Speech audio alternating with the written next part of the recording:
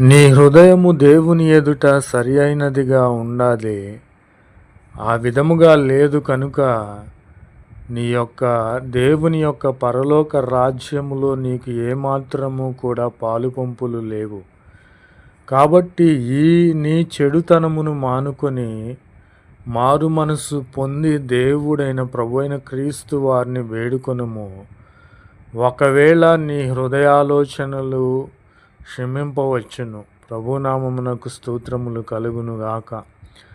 నీ ఘోరమైనటువంటి దుష్టత్వములోను పాపములోను నీవు దుర్నీతి బంధకముల్లోను ఉన్నట్లు నాకు కనబడుచున్నది కనుక వాటినన్నిటిని నీవు మానివేసినట్లయితే, నీతిమంతునిగా నీవు జీవించినట్లయితే, ఏ జనాంగములో నుండి నీవు వచ్చినను, ఏ దేశములోనూ నీవు